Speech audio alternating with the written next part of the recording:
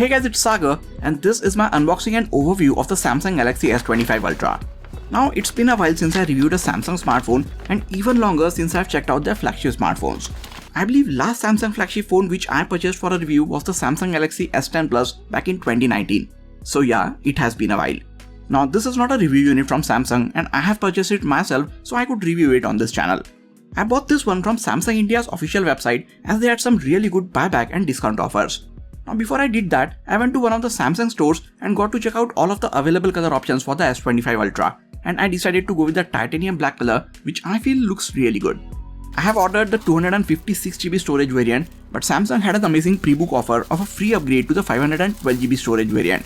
So this is the 512GB titanium black S25 Ultra. I wish Apple and other brands had such cool offers at the launch of their flagship phones as well. As S10 Plus was the last Samsung flagship phone which I unboxed, and it came with everything from charger to earphones and even a case in the box. So it is a bit weird for me to see the S25 Ultra come in such a tiny box. I mean, I knew they have gone the Apple way and removed the earphones and charger from the box since last few years, but I didn't really anticipate how thin this box would be. The box has some texture to it and a minimalistic silhouette of the back of the phone and S Pen at the top. Now we get these pull tabs at the back, so no need for a cutter or a knife to break the seal open. And as I lift the lid, the back of this beautiful phone is staring right at us. As I lift the phone, there is nothing under it. No wonder the box is so tiny. The charging cable, SIM tray ejection pin and some paperwork was sitting inside the small box hidden inside the lid. That's it. That is all that we get in this box.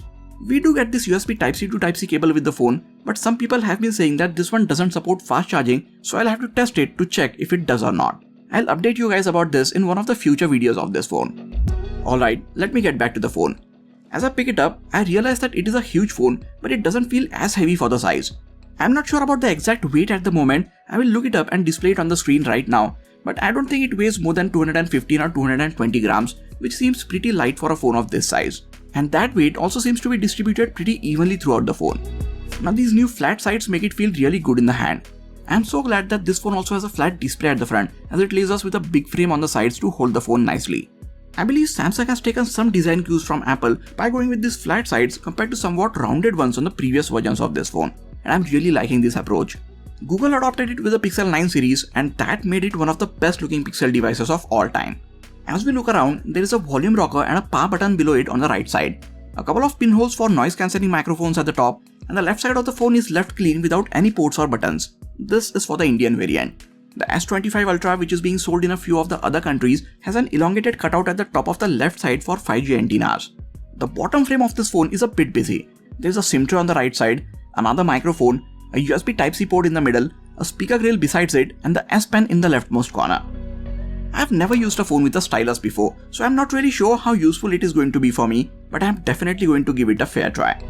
At the back, we have the black frosted glass and these 5 rings and a flash on top left. Yes, these 3 camera rings stick out slightly, and yes, they do look like third-party stick-on lens covers that you might use to protect the camera lenses. And yes, there is a bit of gap between them and the back of the phone. But no, they don't seem to be glued on loosely, so I don't believe that they could come off easily with everyday use unless you are using a lot of force and actually trying to remove them. But I also believe they have enough space there for a lot of pocket lint, dust and debris to just make its home there. This is something which I will have to keep an eye on as I use this phone on a daily basis. Out of these, the main camera gets a 200 megapixel sensor with f1.7 aperture and 24mm lens.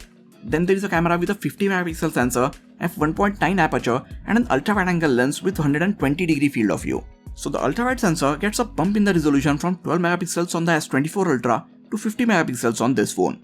This one is followed by a 10 megapixel sensor with f2.4 aperture and a 3x telephoto lens, and another 50 megapixel sensor with f3.4 aperture, and this one gets a 111mm or a 5x periscope telephoto lens. So you get 2 telephoto cameras with different focal lengths, which is cool. That is it for the back. The fingerprint sensor sits below the display at the front. Speaking of the front, we have a huge 6.9-inch display which is still wrapped in this protective layer. Let me go ahead and remove that. And now here is our first look at the front of this S25 Ultra. Since last year, Samsung has been using an anti-reflective coating on these displays, and I don't know if you can make it out on camera or not, but I straight away see a huge difference in the reflections of this display and my current phone, which is the iPhone 16 Pro. It is a dynamic LTPO AMOLED 2x display with a maximum refresh rate of 120Hz.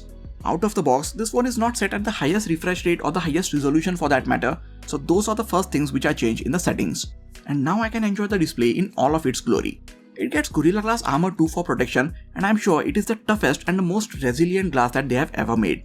But I would still be using it with a good screen protector just to add that little bit of extra protection and peace of mind.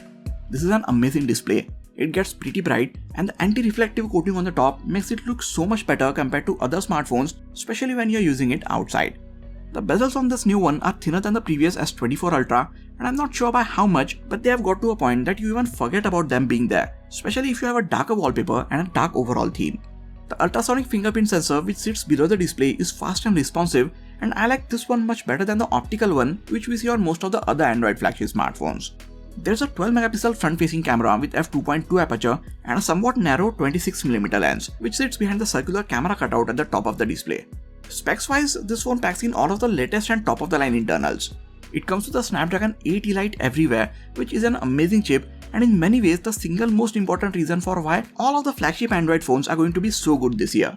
It gets 12GB of RAM, and you can choose between 256GB, 512GB or 1TB of internal storage depending on your needs. To keep all of this part, it gets a 5000 mAh battery inside.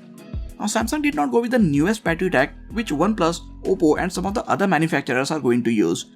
The new battery which those manufacturers use is a super dense battery, so you can pack in a lot of milliampères in a small space.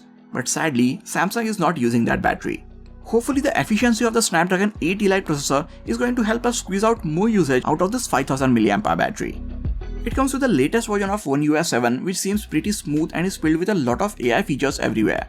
I would like to use it for a few more days before I can give you my thoughts about the whole usage experience. But in what little time I have spent with it so far, I felt that it is pretty smooth, quick and snappy, which seems promising. One UI has changed a lot since I last used it, and I feel most of these changes have brought out some really good improvements to the design and the overall usability and stability of these phones. I also really like the overall design of this phone. Ever since the iPhone 4, I have been a really big fan of boxier phones. The only thing which I don't appreciate about the S25 Ultra is its huge size.